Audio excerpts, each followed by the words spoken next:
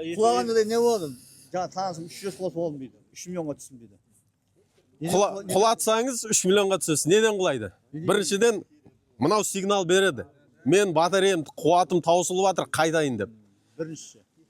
Мына ішінде дәрі қалды дейді да, жеткізе салайын дейді біреулер.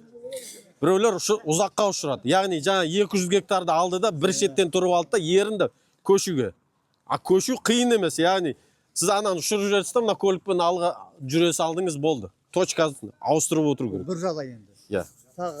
Тағы қандай жағдай, яғни өзіңіз управлять етіп жатсыз, столбыны ештеңкені қарамадыңыз, басып келдіңіз. Бұда защита бар. 6-7 метрде көреді препятствиені, 3 метрде тоқтайды.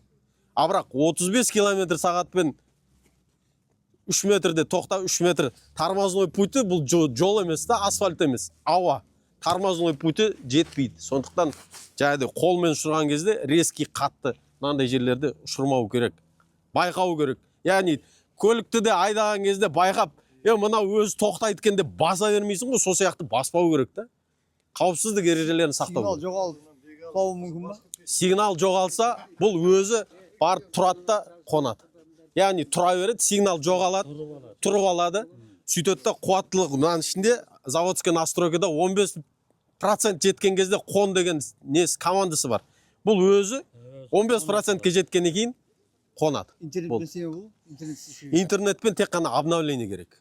Интернетсіз Интернетсіз істей береді.